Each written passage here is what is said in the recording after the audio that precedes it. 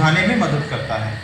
तो अब अगर गाड़ी में कहीं पर भी आग लग जाए, चाहे वह इंजन कंपार्टमेंट हो या पैसेंजर कंपार्टमेंट, तो उसे बुझाया जा सकता है। अगर आग इंजन कंपार्टमेंट में लगी है तो एफडीएसएस के थ्रू ऑटोमेटिकली स्प्रे करवाकर आग को नियंत्रण में लाया जा सकता है। और अगर आग पैसेंजर कंपार्टमेंट में लगी है तो वहां पर एफएपीएस को प्रयोग में लाकर आग को बुझाया जा सकता है। एफडीएसएस एक ऑटोमेटिक सिस्टम है, यानी आग डिटेक्ट होने पर स्प्रे ऑटोमेटिकली स्टार्ट हो जाएगा। वहीं पर एफएपीएस एक मैनुअल सिस्टम है, मतलब आग डिटेक्ट होने के बाद स्प्रे को स्टार्ट करने के लिए आपको एक बटन दबाने की जरूरत है, जिसके बारे में वीडियो में आगे बताया जाएगा।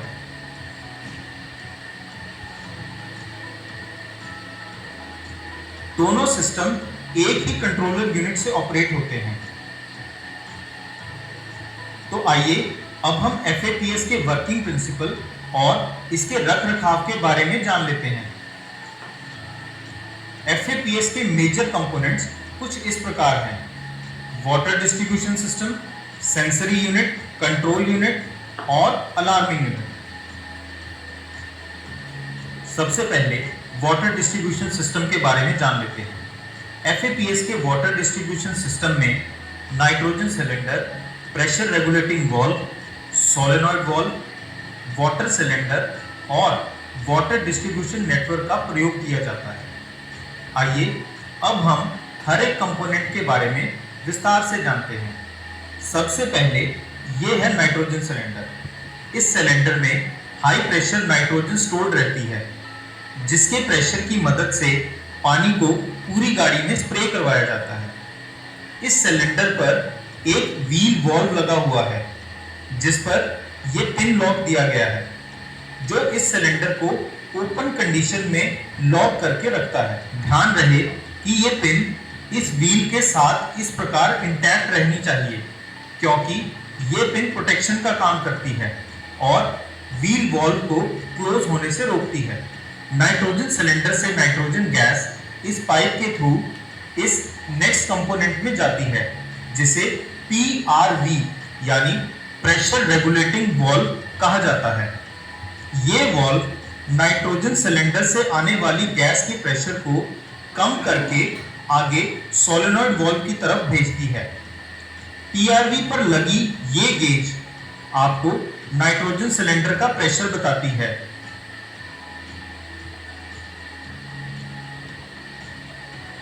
और इस गेज के साथ वाली गेज पीआरवी से सोलेनॉइड वाल्व की तरफ जाने वाले प्रेशर के बारे में बताती है। ये प्रेशर वैल्यू गाड़ी के व्हील बेस के अकॉर्डिंगली वेरी करता है।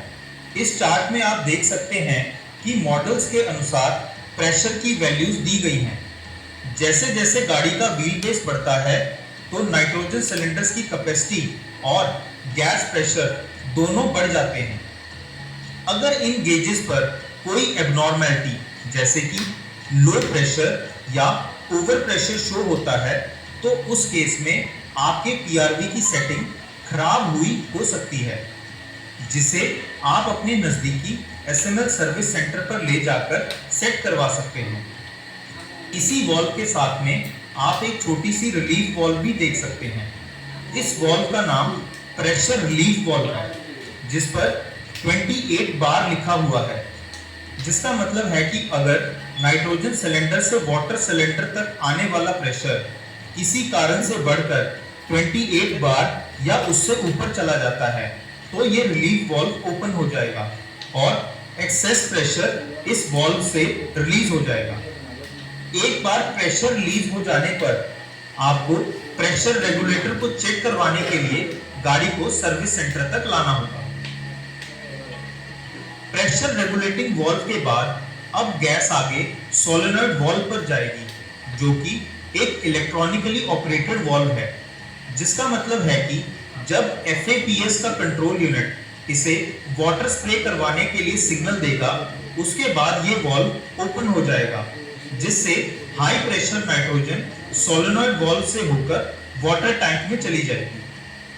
सोलेनॉइड वॉल्व ओपन होने के बाद हाई प्रेशर नाइट्रोजन गैस इस अगले सिलेंडर में जाएगी जो कि है FAPS का वाटर स्टोरेज सिलेंडर। इस सिलेंडर में पानी को स्टोर करके रखा जाता है। तो जैसे ही हाई प्रेशर नाइट्रोजन गैस इस सिलेंडर में आएगी, सारे का सारा पानी इस वाल्व के थ्रू वाटर डिस्ट्रीब्यूशन नेटवर्क में चला जाएगा जो कि आग को बुझाने का काम करेगा। एक बार यूटिलाइज हो जाने के बाद आप इस जगह से इसमें वाटर को रिफिल करवा सकते हैं। ध्यान रहे कि वाटर टैंक में डी आयोनाइज्ड वाटर का ही प्रयोग किया जाना चाहिए, जिससे वाटर सिलेंडर और वाटर डिस्ट्रीब्यूशन नेटवर्क में जंग नहीं लगेगा और ये सिस्टम प्रॉपर्ली काम करता रहेगा। सिलेंडर को भरवाने के समय ध्यान दें कि इस एयर वेंट को वाटर फिलिंग के समय ओपन कर दें, जिससे इसके अंदर ट्रैप्ड हवा बाहर निकल सके और सिस्टम प्रॉपर्ली काम करे। वाटर सिलेंडर को रेगुलर बेसिस पर इस प्रकार ओपन करके इंस्पेक्ट करते रहें ताकि इसमें पानी का पर्याप्त लेवल है या नहीं इसके बारे में पता लगाया जा सके। किसी प्रकार की लीकेज या एबनॉर्मैलिटी मिलने पर गाड़ी को SML ऑथराइज्ड सर्विस सेंटर में ले जाकर इसकी जांच करवाएं। सिलेंडर के इस तरफ ड्रेन बोल्ट रहता है। अगर आपकी गाड़ी में पानी 4 महीने से यूटिलाइज नहीं हुआ है तो यहां से सारा का सारा पानी ड्रेन करें और नया डी आयोनाइज्ड वाटर फिल करें। ध्यान रखें कि नाइट्रोजन इनलेट और वाटर आउटलेट की वॉल्व हमेशा ओपन पोजीशन में रहनी चाहिए, क्योंकि अगर ये बंद पोजीशन में होगी तो सिस्टम काम नहीं करेगा। पहले तो इंजन में लगता था। वाटर सिलेंडर के बाद ये पानी वाटर डिस्ट्रीब्यूशन नेटवर्क में जाएगा। जैसा कि आप देख सकते हैं कि यहाँ पर नोजल्स तक पानी इन पाइप्स के थ्रू जाएगा और नाइट्रोजन गैस के प्रेशर के कारण पानी इन नोजल से हाई प्रेशर पर स्प्रे हो जाएगा, जिससे आग बुझाई जा सकती है। अब वीडियो में आगे FAPS में लगे सेंसरी यूनिट्स के बारे में जान लेते हैं, जिसमें स्मोक डिटेक्टर्स का इस्तेमाल किया गया है। तो अगर किसी वजह से गाड़ी में आग लग जाए तो स्मोक सेंसर्स आग के धुएं को सेंस करके कंट्रोल यूनिट को इंटीमेट कर देते हैं, ताकि कंट्रोल यूनिट से आग बुझाने के प्रोसेस को इनिशिएट किया जा सके। स्मोक डिटेक्टर्स पर एक रेड कलर की LED लाइट लगी होती है जो कि सेंसर की हेल्थ कंडीशन के बारे में बताती है।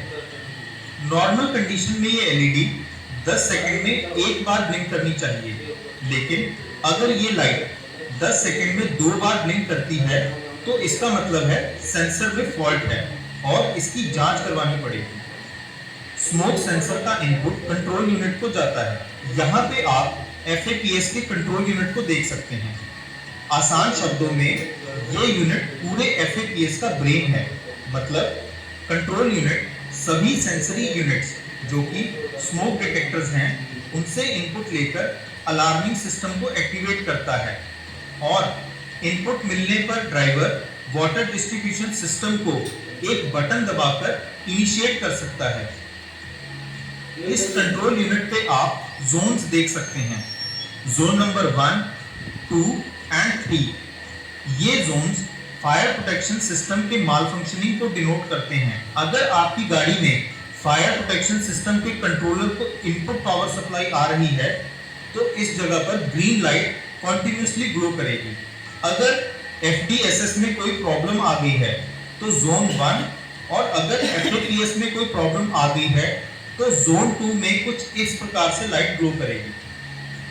जोन 1 FDSS को डिनोट करता है जो कि इंजन कंपार्टमेंट में लगने वाली आग को सेंस करके बुझाता है और जोन 2 FAPS को डिनोट करता है जो कि पैसेंजर कंपार्टमेंट में लगने वाली आग को सेंस करके बुझाता है।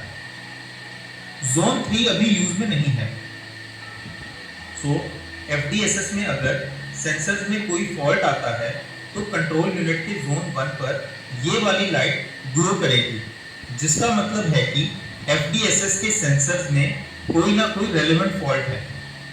फर्दर अगर कंट्रोल यूनिट पर जोन 1 में ये वाली लाइट ग्लो करती है देन दैट मींस कि FDSS की सोलेनॉइड वॉल्व या फिर उसकी वायरिंग कनेक्शंस में फॉल्ट है। सिमिलरली अगर कंट्रोल यूनिट के जोन 2 में ये वाली लाइट ब्लिंक करती है, देन दैट मीन्स कि FAPS के सेंसर्स में कोई फॉल्ट है। और अगर ये वाली लाइट जलती है तो इसका मतलब है कि FAPS की सोलेनॉइड वाल्व में कोई फॉल्ट है। अब बात कर लेते हैं अलार्मिंग यूनिट के बारे में। जब भी कंट्रोल यूनिट सेंस करेगा कि गाड़ी में कहीं पर आग लगी हुई है तो वो साउंडर कम फ्लैशर को एक्टिवेट कर देगा।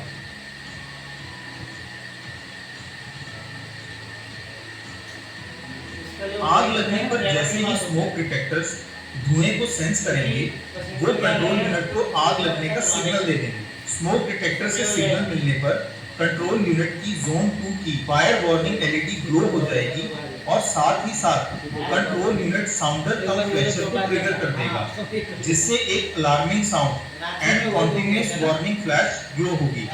ये पूरा सिस्टम ड्राइवर को आग के खतरे के बारे में सूचित करेगा। अब ड्राइवर को कंट्रोल यूनिट में लगे इस सील को हटाकर FAPS वाले बटन को प्रेस करना है। ऐसा करने के बाद ही वाटर डिस्ट्रीब्यूशन सिस्टम काम स्टार्ट करेगा और नोजल्स में से हाई प्रेशर वाटर का स्प्रे स्टार्ट हो जाएगा, जो कि आग बुझाने का कार्य करेगा।